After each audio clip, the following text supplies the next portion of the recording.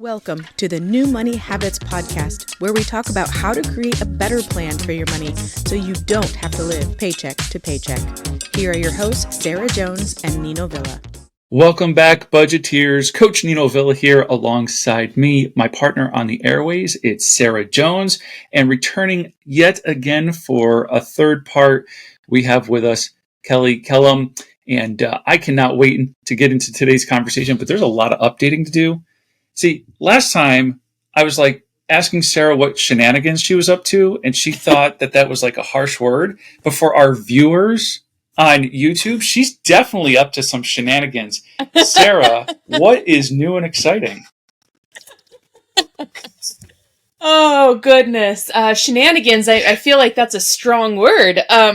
Still, you know what, Nino, it's just about really being true to me and not worrying about what other people think. And for those of you that are not watching, I have dreadlocks now, and lots of different colors, and I love them, and they're fun, and they put a surprise on people's faces, right? And it's not only a conversation starter, but it, honestly, I hope that it inspires other people to go out and do the things that they've been holding off for a while for, fear of what other people may think. So yes, I have colored dreads, and I love them. Well, they look fantastic. Of course, I'm just being playful with the shenanigans, but we can go to the thesaurus. We can say tomfoolery, bamboozlements, monkey shines. You are just you're just having fun, and you're living life over there, and no need to apologize for it. Embrace it, and like you said, hopefully it inspires others. It's fantastic. Mm-hmm. Thank you. Well, Kelly, I want to welcome you back. And I want to remind our listeners that Kelly Kellem is a college admissions and funding strategist who helps families of college-bound students get into the right fit college so that they can save an average of $80,000 in tuition costs. Kelly, welcome back.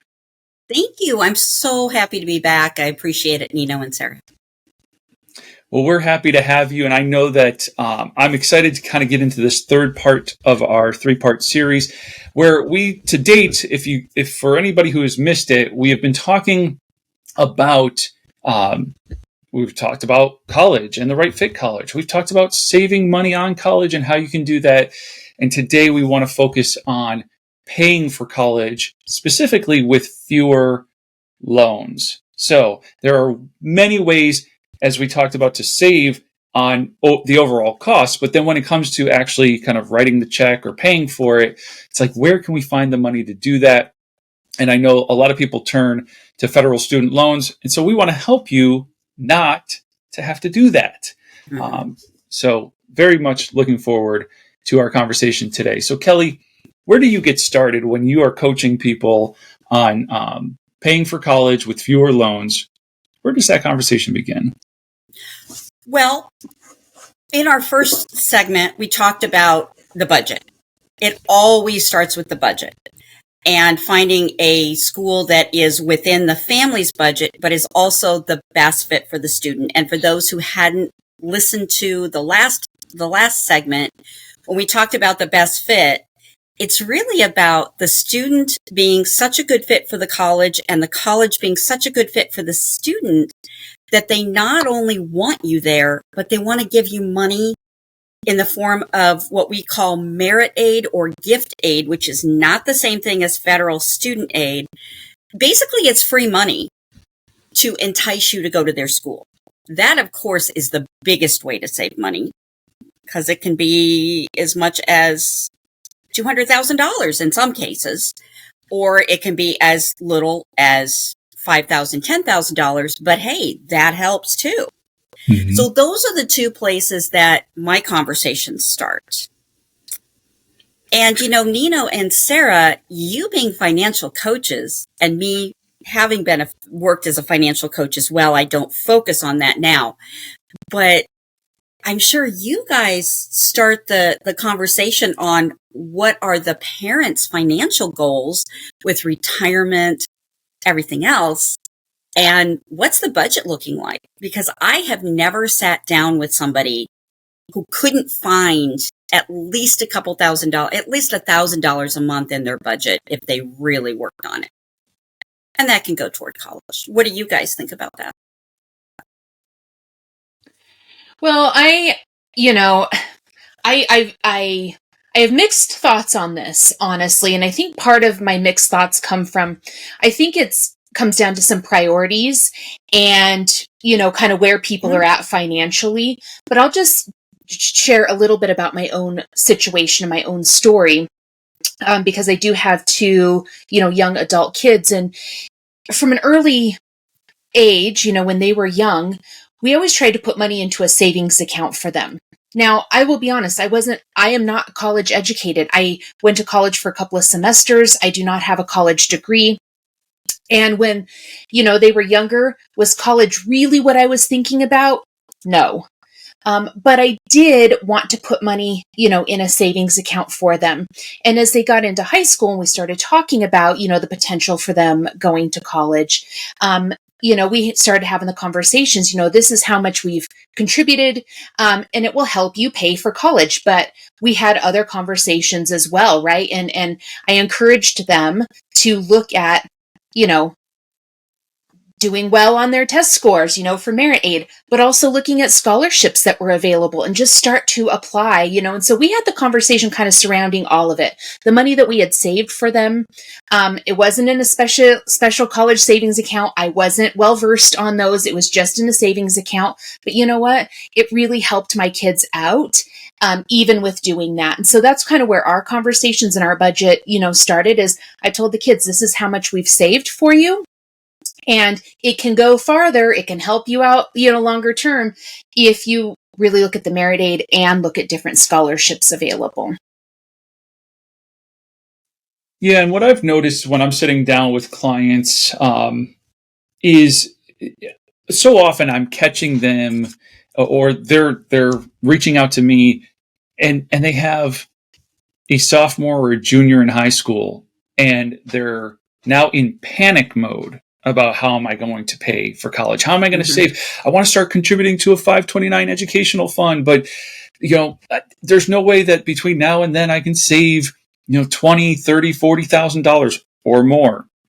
And so I think it starts with this idea of like education around what we're talking about. And that's all these different ways to pay for college. I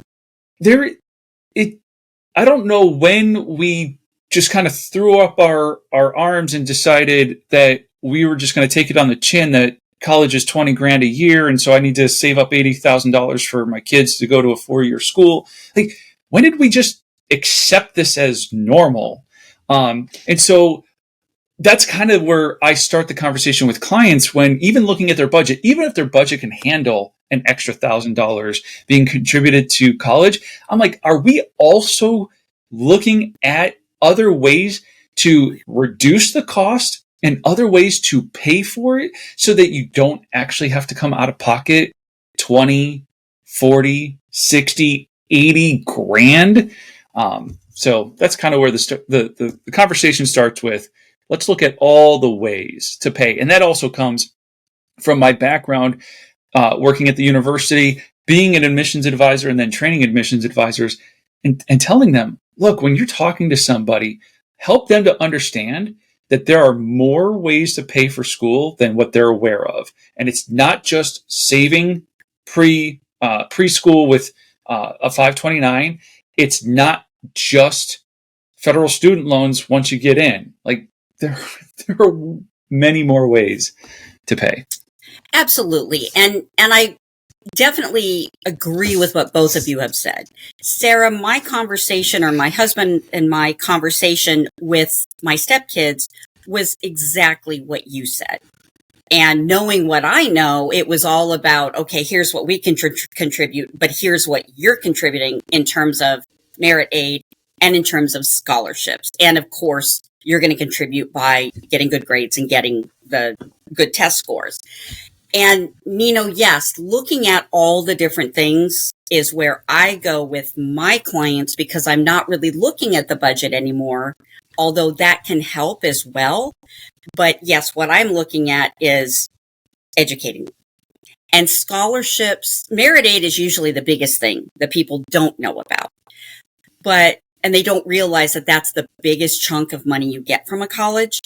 But scholarships, I have found, is it's really an unknown today because people don't know what kinds of scholarships, they don't know where to look. And it's overwhelming to a lot of families. And the parents realize it would be a part-time job for them as well if they're helping their student. So like you said, the education really comes into play. Now, Sarah, did you have to do a lot of learning how to look for scholarships with your students, or were they getting more support from their school, their high school? How did that work for you? Well, I tried to help my kids out with, doing some research on scholarship opportunities, and even now, my daughter is a senior in college, and I am still sending her websites with scholarship opportunities because I just want to throw this out there. I know we're talking, and most of our conversation has been more towards like the high school, getting ready to go into college right out of high school. But there are also scholarship opportunities for, if you're already enrolled in college. There are a lot of opportunities out there. And so I'm constantly, sharing scholarship opportunities. I am more versed in that now than I was even 4 years ago. But my children, I'm just going to say, I know we all say we love our kids when we're about to say something that we're frustrated with them about. And I will be no different. I love them. However, they did not really listen and apply for many scholarships, which is frustrating for me. But I want to throw this in really quick too. When we were having the conversation with our kids, we were very upfront and said, we are not going to get student loans. Like us ourselves, we are not co-signing. We're not doing that. So this is your responsibility, that we will help you in some of the research and, applying, but we're not going to subject ourselves because this is what we've contributed and this is how we're prepared to help you. So that was also part of our conversation. And so I really wanted to put that emphasis on, hey, apply for scholarships. Hey, apply for scholarships. Keep applying. Keep looking, keep doing it, because we are not going to provide any more financial assistance for you. And some people might think that's harsh, and you can go ahead and think that that's harsh. It's okay. But that's, that was all part of our conversation. So I learned a lot. They did get a lot of help from their school counselor as well. Okay. Can I just jump in for just a moment and encourage our listeners on both sides of this fence? Can we stop making parents feel guilty for not wanting to pay for their children's college or not being able to? Right? Because sometimes you're in the position you're able to, and you're just you're setting a very healthy boundary of responsibility. And more often than not, we're made to feel guilty because we can't afford to.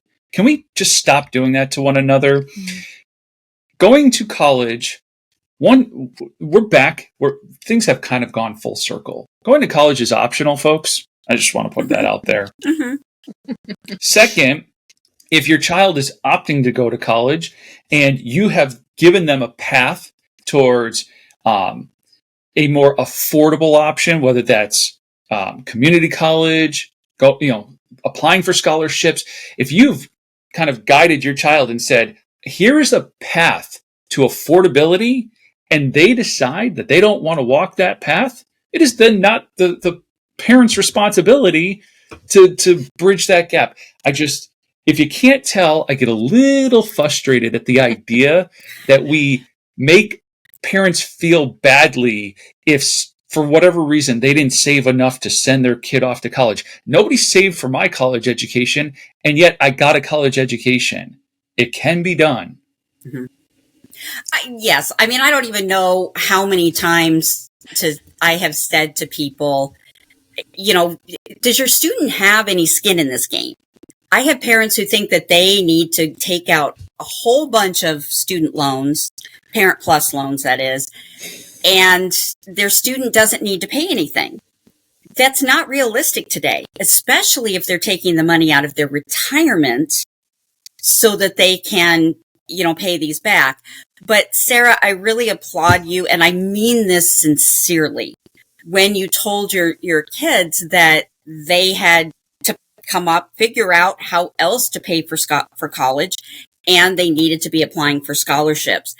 That, again, is part of the conversation I had with my stepkids. I will tell you, my stepdaughter did not listen. She is one of the ones that I was able to help get $200,000 in merit aid, but she still has a lot more to pay, and she and her mom are planning on taking out loans. We told them, nope, I will help you, look for the scholarships, but we're not doing that, because you have a lot of opportunities in front of you. But the reality is that most people, since they have no clue where to look for scholarships, end up doing the wrong things. Now, Sarah, to your point, there are a lot of ways to get scholarships once you're in college. It's not just applying for the outside scholarships. There are a lot of them out there, but for once you're in college. But there are a lot of colleges who do also offer scholarships to sophomores, juniors, and seniors who are their students.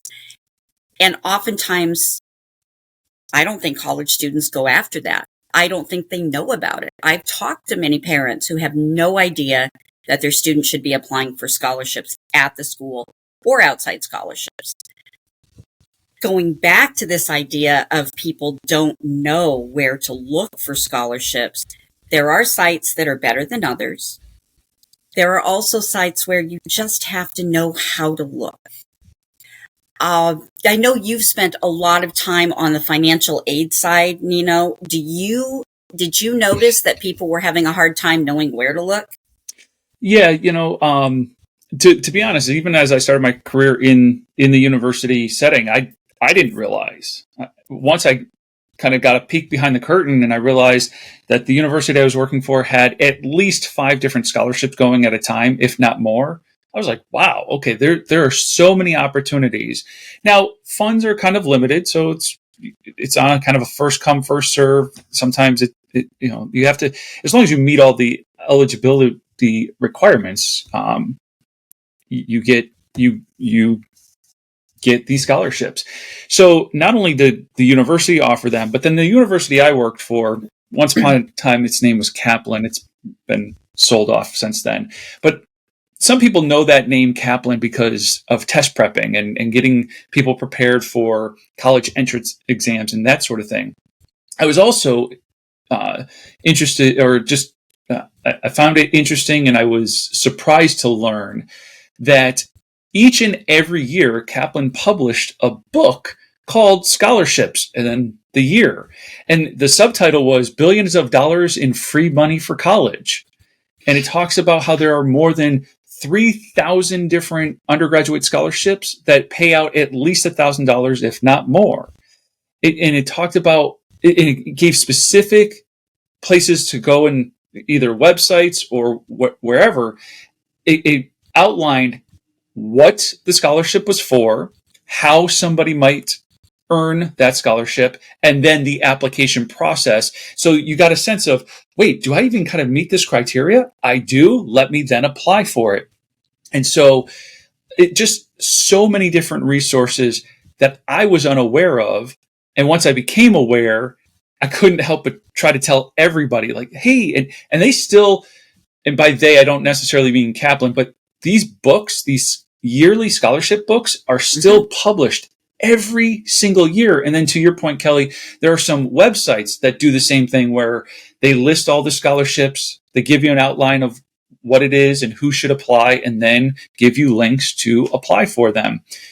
And I just want to end that by saying it then should, for whether you're in college already and you're applying for the scholarships because you're in college, or even you're a high school student, it should become like a part-time job. Yes. Where you're putting maybe like 10 or as many as 20 hours a week into applying for them, because if they're going to pay out tens of thousands of dollars, it's going to take a little effort on your part to get them. 100%. And I have told students that, I've told families that. The reality is that a student can, in theory, if they really are diligent about this and looking for scholarships in the right places, they can make far more in scholarships than they can by getting a part-time job in high school, because you can only work so many hours. Typically, the jobs that high school students can get only pay so much money. So you can definitely, if you're very diligent about it, like the part-time job that you mentioned, you can get a fair amount. The thing that I find that frustrates people is that they will go on these sites and they'll start applying for scholarships, or they'll start looking into scholarships that sound like they would be good. And then right before you get down to the part where you're going to apply, it explains more detail on who is eligible, and they get frustrated. It is not something where you're just going to call up 5 scholarships and you're going to be able to apply for all of them. It does take time. You have to set aside the time for researching the scholarships and then set aside the time for applying. The other thing that I find is that students shy away from the ones that require an essay, thinking that, oh, well, these no essay scholarships or these sweepstakes scholarships are the way to go. And I would tell people they absolutely are not. They literally are that. They're sweepstakes. You can spend a lot of time applying for scholarships where all they do is put your name in a hat and they draw one of those, usually quarterly. Now, when you think about the fact that a lot of people apply for this, it's a lottery, basically. If you've got 50,000 names in that hat and they pull a name, you're very, very fortunate if you do get it. And yes, they really are legitimate scholarships, but you don't have much of a chance. You're really better off going to the more targeted scholarships. If you have to write an essay for that scholarship, half your competition practically is already eliminated. The more difficult the essay is, the more things that you have to apply for that scholarship, be it letters of recommendation, be it some financial information, whatever, the fewer people are going to apply and the better chance you actually have of getting it. Now, Sarah, have your students run into that at all, your daughter, in applying?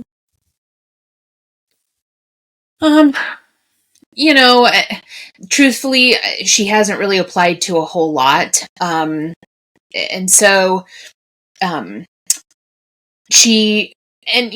I'm going to find myself making excuses for her too.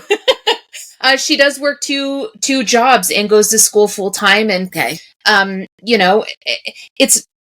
Is it an excuse? It is. Could she be applying, and pick out a couple of scholarships a week and apply for? Yes. Are there some tips, and tricks to applying for multiple, where you can kind of tweak an essay a little bit, right? Could she be doing that? She absolutely could. Is she? No, she's not. So, but I've told her too, it really is kind of like this numbers, this numbers game, and she decides what her time is worth, and we've talked about what student loans look like, I'm just encouraging her to make the decision that's right for her. Do I want her to make a different decision and different choices? Yes. But it's really for her, her choice right now. And she knows kind of what she's getting herself into. So, I wish it were different, but it's not. And I want to talk, because I'm such a numbers nerd, right? And so, Kelly, a moment ago, you said that sometimes you can kind of earn more through scholarships than you would a part-time job. And Sarah, as you're describing your daughter working 2 part-time jobs, I think about how so many college students who are trying to contribute to their own college experience financially, take on jobs, or work study or whatever, in order to help contribute. But a moment ago, we said, if you put part-time hours into this, like 10, 20 hours a week, and let's go on the high end, let's go 20 hours, and you get even a $1,000 scholarship, your student just made $50 an hour. Where else is a college student making $50 an hour? So like I said, I'm a numbers nerd. I just started, calculating those numbers, and I wanted to kind of point that out, right? And so it only goes up from there. If you get a $5,000 scholarship, if you get a $10,000 scholarship, and you put 20 hours of work into that one scholarship, but then you got it, I mean, the return on those hours are far superior than if they worked 10 hours at a job. Or said a different way, a better way, is how many hours of part-time work would they have to work to make 10 grand? Absolutely. Absolutely. And that's a very good point, because you actually now have shown parents and families exactly what the return on investment is. The other thing is that in order to make that part-time job, if you are working on this, say 4 weeks a month, or let's put in the 4.2, because that's how much it really is when you boil down to what employment is. You usually have 4.2 weeks a month. You really need to be applying for 8 to 10 scholarships a month, because it is a numbers game, not just on the amount of money you can make, but how many scholarships it takes to do well in the scholarship game and actually get some money. As you mentioned, when we were talking before we started recording, you can get $500 scholarships and build up from there. Most people don't start out with a $20,000 scholarship, nor should they start applying for the $20,000 scholarship. Those are usually students who really have honed their craft of writing the scholarship essays. They usually have chosen a scholarship that is really targeted to them. Much like the Best Fit College, we also have Best Fit scholarships, and I'll get into that in a little bit. But you really need to get out there and apply for as many that you can that make sense. So, I don't know, Nino, how do you feel about that? Oh yeah. Like you said, it is a numbers game, right? Applying for scholarships, a lot like applying for a job, right? You got to kind of get your quote resume or your essay or your application kind of looked at and give them a reason to want to select you. But I like the idea of starting off, locally. Here's another like aha moment that I had. Locally, the electric company has a $500 scholarship for first year students. Now, I don't remember what the qualifications were, but to your point, that like the barrier of entry is probably pretty low, and the pool of people that you're up against is probably not as big as, say, like a national scholarship. And so go local and get the feel for what is this process, and get a $500 scholarship here and a $500 scholarship there, and all of a sudden, you're starting to see those numbers add up, and you're building up the skill needed to apply for the bigger ones. And then you'll have a better sense of, okay, how do I actually win scholarships? So. Well, and some of them are actually $100 scholarships through like the Rotary Club. Your first level of scholarship through Rotary Kiwanis, all of those, the service clubs are usually $100. Okay, $100 put towards your books, then another $200, $300, $500. There you've paid for your books for a year. Even if that's all you get, it serves a purpose. But like you said, you start at the local level, then you go to the county level, then the state level, then the regional level. And there are scholarships at all of these levels.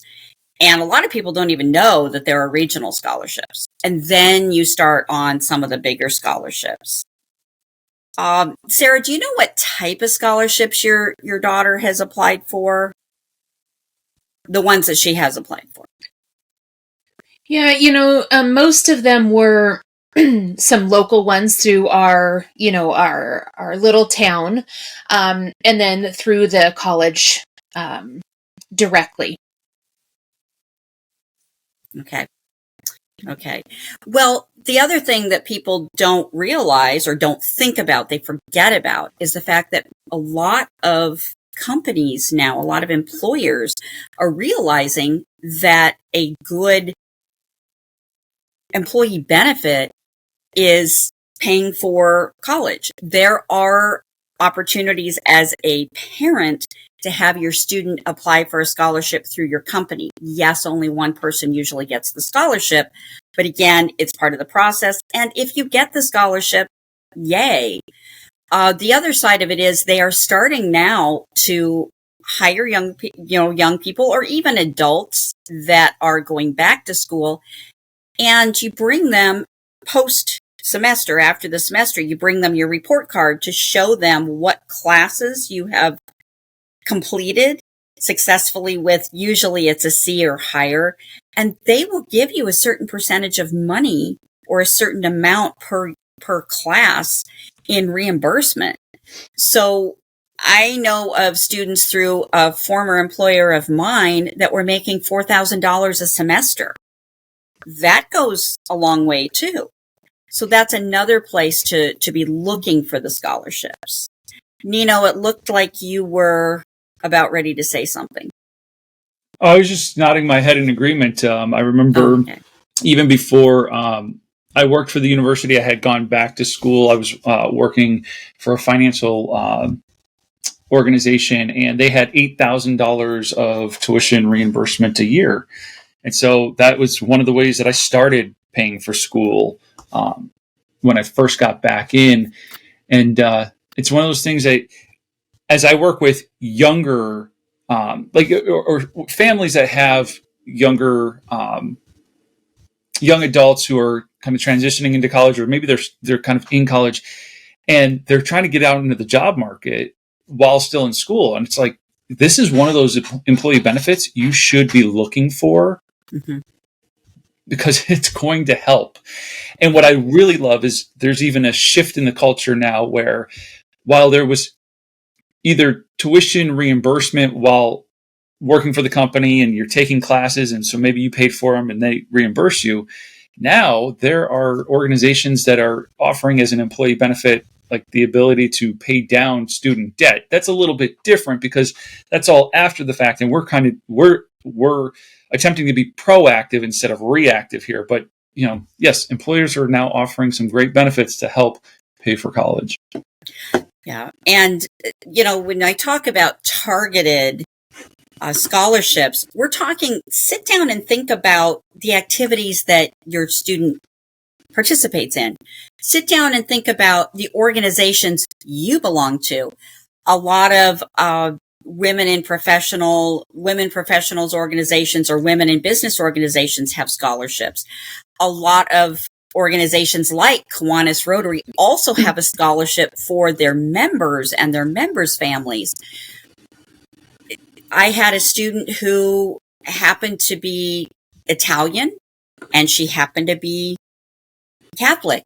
We found a scholarship for Italian Catholics. Another student of mine last year he went to a private Christian school, high school, and he was going to be going to a private Christian college. There is a scholarship for that, and his college actually automatically gave him that scholarship. So they were able to get a hold of that information and gave him that scholarship. He didn't have to apply for it. A lot of colleges then also have a separate scholarship that you have to compete for. You have to apply for it and write an essay for it. But if you're going into an honors program, if your student is able to get into an honors program in college, by all means, if they can get good grades in that, you think, have them go into it and apply for the scholarships. Usually you get additional merit money for being in the honors program as well. So, of course, it has to be the right thing for your student, but there are other ways to think about things. If your student is very involved in community service, there are a lot of scholarships from community service organizations or that focus on community service, and they want to see what your student has done in the area of community service. There are law firms that love to sponsor scholarships. Yes, they usually have a particular target area of law, but I'm thinking specifically of one a year ago that a student of mine applied for. It was about the First Amendment and which aspect of the First Amendment, other than freedom of speech, which everybody thinks of, which aspect of the First Amendment do you think has been most instrumental in your daily life? And this is for high school students. Really makes them think, really makes them research. And I think it's also an educational opportunity for students in a lot of cases. Nino, do you remember any of those kinds of scholarships through your organization, through Kaplan? Or No, not necessarily to that level of detail, but I want to comment on your assertion that it's like a learning experience. Like, right, college, the entire college experience is supposed to be that. It's supposed to be an experience, growth, and branching out. And so I guess I just want to encourage and reiterate the importance of kind of almost demanding. Parents should demand their children do this. It is good exposure, even if they get 0 scholarships. The idea of applying and putting themselves out there and thinking through, something like an essay about the First Amendment in a different way. Like, what an incredible experience, if nothing else but for the actual experience in and of itself. And so, I think it's just incredibly important to set that expectation early that you will apply for scholarships. Our participation in your college funding is contingent on you applying for scholarships. I don't know. That's how important I think it is. And I have a buddy of mine who is putting away feverishly for his daughter, and I'm like, how many scholarships are you going to make her apply for, and what are you doing over here? Like, what are you doing to make sure that you don't just have to come out of pocket for it? Because I don't know. I think that's unnecessary. I can't agree with you more. That is part of, not everybody decides to work with me on everything that I offer, but that is one aspect of it. It's also part of my entire program, where I just assume that if they want to get the most money toward college, that they're going to want their student to be applying for scholarships. But the other side of it is, I notice that a lot of families don't realize they need scholarships until they see their financial packages. And by that, I mean, most of us think of it as the financial aid package that they get from schools. Actually, that's what a lot of the colleges call it. I call it financial packages because it's not just aid. It's the merit money. It's scholarships from the college.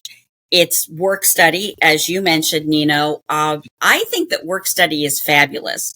It is a way, if your student qualifies for work study, it is a way to get an extra $1,800 to $2,500 a semester, or at some schools that's a year, but that's still money that the school and the government, actually it's a federal program, is willing to give you on top of anything else, just for working 5, 8, 10 hours a week.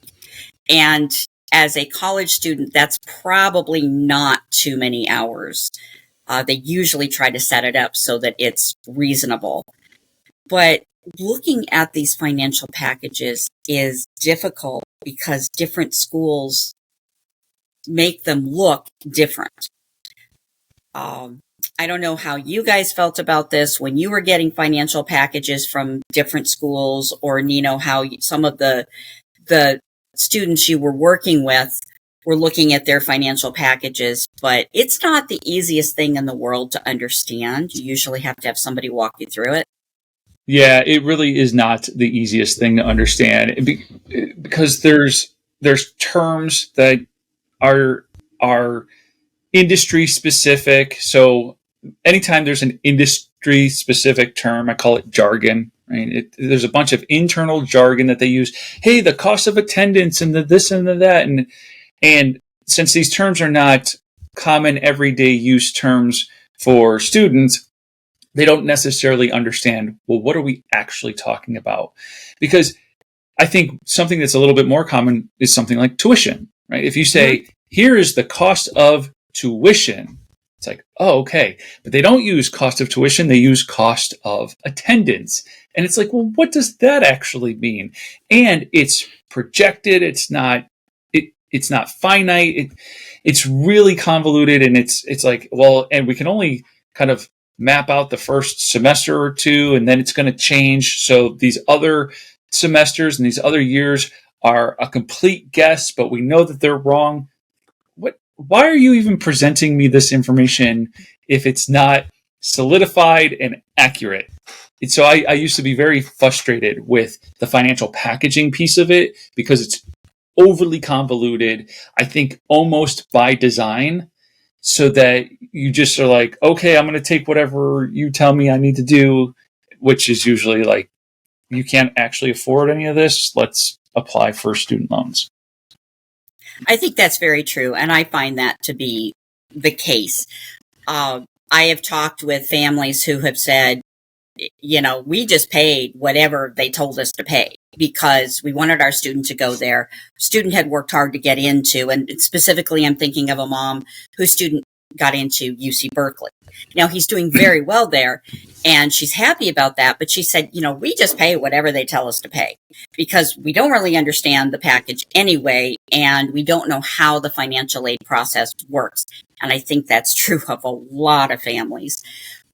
But the other side of it is confusing, I think, by design. What I have found is that colleges will say, oh, well, we present our financial package this way. Other colleges present it this way. And ours is really better because ours gives you a full picture of what you're going to pay. Well, actually, they both do. They just put it in different terms and they arrange the sheet of paper differently. To your point, Nino, about cost of attendance versus tuition. I find that a lot of people don't know that they have a lot of fees to pay in addition to tuition. Some schools are starting to break that out as tuition and fees. And then cost of admission or cost of attendance, by the way, just so that people know what that is. It's tuition, it's fees, it's the incidentals like books, other things that you have to pay for yourself. Usually the financial package does not cover books, which is something else that's confusing because they include it on the financial package.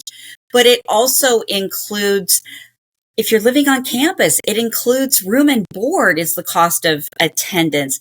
And so usually it's double or close to double what the actual tuition is. So that's something that families really need to know about. And think about the sticker shock that comes with that, right? Mm-hmm. Because you're absolutely right.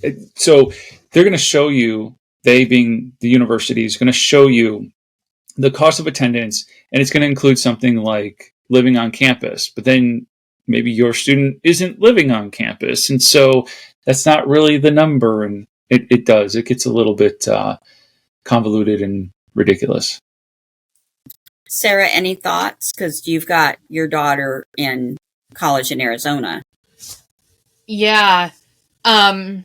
We definitely got sticker shock when they told us the cost of attendance, which frankly was, and I don't mind sharing, it was about $53,000. And it was mandatory that you are on campus for your first 2 years, which I could go into a whole episode of college things that I really want to hammer out, and just I'm so frustrated with colleges on so many levels. But it was mandatory that she stay on campus for 2 years.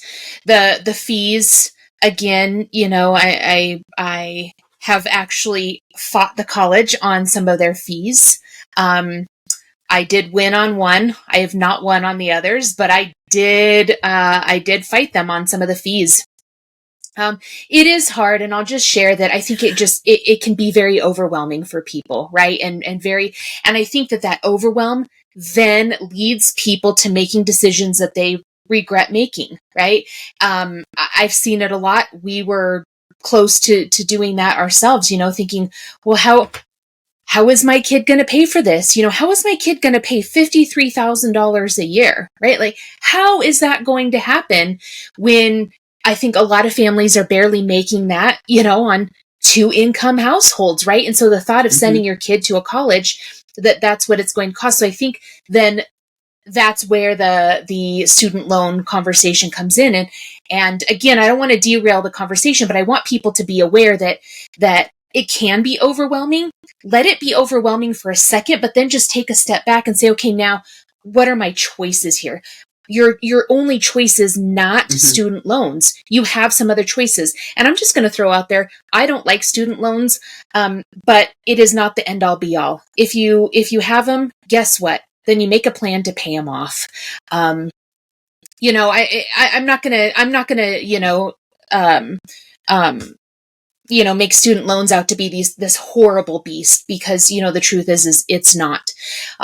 But I don't want people to feel that overwhelmed. So then they go and make a split second decision, right? Thinking, oh, my only option, my kid can't pay for this, so we have to do it. There are choices, so just let it sink in for a second, take a step back. You don't have to make a decision right away, right? Like you have some time to really go over it. Ask other people for help to read, these, read out your packages. You don't have to. They're not giving you 10 seconds to say yes, accept, or no, right? You have time. So take that time and do a little bit more research on it. You hit on a very important point, Sarah, and that is you don't have to say yes right away. Here's the challenge that a lot of parents have. They think that if their student gets accepted to a college or university, that if they wait until May 1st, which is the deadline for committing to a college, that their student could lose their spot. They will not lose their spot if they've been accepted and they continue to maintain their GPA.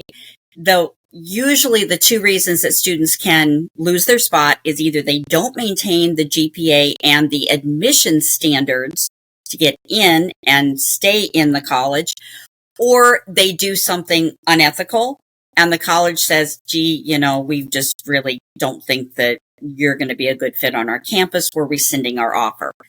That doesn't happen all that often. If your student is accepted into colleges, take the time, look at the other colleges. Some colleges will send especially if your student gets accepted early, some colleges will send the first part of the package right away, and that's usually the merit money. Some colleges will actually give you your full package, or at least the projected package, in January. Some don't send it until March. I actually heard that U of I has a habit now of waiting until just after May 1st to send the package, assuming, by U of I mean University of Illinois, not University of Iowa or University of Indiana. So University of Illinois, I've heard from 2 families now. They didn't get their package until after May 1st. They committed to University of Illinois, assuming they were going to get money that they didn't get. So take the time, look at those packages. I actually encourage people to put everything in a spreadsheet, or with one family, I actually created a PowerPoint presentation where I had one school on one side, the other school on the other side, and we looked at everything going down the line and said, okay, these are financially the advantages here or the disadvantage here. And now let's go back and look at what you liked about this school, what you didn't care for about this school, and that helps make that decision. But the other thing, and I don't know if you dealt with this, Nino, is appealing that financial package. I have not. And I know that in our preparation, you had talked about this concept, but no, this is a new concept to me. Appealing your financial package? What? Yeah. Well, Sarah did a little bit of it in fighting the school on a few of the fees. Usually the number one fee that you can say, I don't want to pay, is the health insurance. Was that what you asked them to drop off, Sarah? Oh, you know what? There were several. Honestly, there were several. And I will preface this by saying too that when I was in the height of this was when there was a lot of shutdowns and things weren't even accessible to the students. And I didn't feel like we needed to be paying for things that were not even accessible, that literally couldn't even be used. And I was like, I am not paying that. My daughter is not paying that. If you have this closed and we can't even use it, this is not a fee that we are going to be paying. So I will say that that's where some of my experience has been in. Okay. The other thing, and this is the big part that most people do not know, is that you can go back to the college or university and say, okay, you've offered us this much. We appreciate that. I really want to go to this school. That comes from the student. You're my top choice, or you're one of my top choices, but I'm not able to make it happen given what you have given me. There are 5 reasons that you can appeal your financial aid. The first one is if there was a mistake on the FAFSA. And quite honestly, a lot of people make mistakes. They often don't want somebody to review them because they don't want somebody to see their numbers. But the reality is, when somebody reviews your FAFSA, someone like myself or a financial aid expert, consultant reviews your FAFSA, a lot of times we find mistakes. And so, that's one area. So if that needs to be amended, you go back to the school and almost immediately they have to take another look at your FAFSA. I don't know why I can't pronounce that because it's a pet peeve of mine when people call it a FAFSA. It's financial free application for federal student aid. So the F comes first. But anyway, the financial aid person who can't pronounce FAFSA. FAFSA. Yes. So anyway, I had a family last year who went back and was able to turn in some additional paperwork and show them something that was not considered in that paperwork, in that financial aid application. And they got not considerably more, but they got quite a bit more. And then the other side of it is, have you had a change in your finances? This was a really big thing for people in COVID. Like you said, Sarah, there were things that happened during COVID, in addition to the colleges being shut down or some of the services being shut down. People lost jobs, or they took significant pay cuts and could no longer pay what they were or what they were expected. Let's put it that way. And again, that changed the financial aid paperwork, and that had to be redone. Now, Nino, did you find that to be something that people were doing, and maybe you just didn't think of it as an appeal?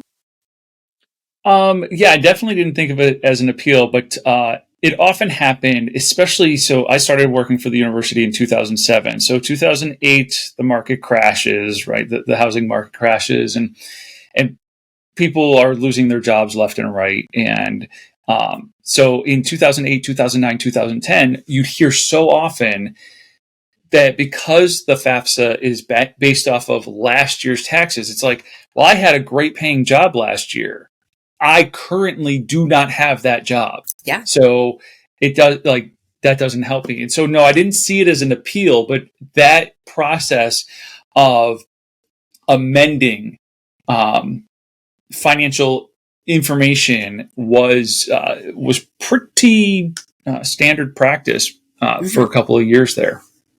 Yes, absolutely. One of the other reasons, and this is happening more and more as well, do you have another family member living with you for whom you contribute at least 50% of their their care? For example, if you recently have had grandma or grandpa move in, or an uncle who is elderly, and the family is helping that person out, that is definitely something else that is a reason for appeal. Your family size has changed. Your whole situation in terms of your expendable income has changed. So that definitely changes what you're able to pay for college. And by the way, the same is true if a family is expecting a baby. If you're expecting a baby, when you fill out the FAFSA, you should go ahead, as many people say, go ahead and put that baby down because, well, this assumes you're more than 6 months into the pregnancy. But go ahead and put that baby down, because during that school year, you are going to have that child as another member of the family and as a dependent. So again, that impacts the amount that you are going to be able to contribute. So, Sarah, you kind of laughed when I said, assuming you're 6 months into the pregnancy, and there's definitely something to consider there. What were your thoughts on that? Well, just to be fair, there was a little bit of a delay.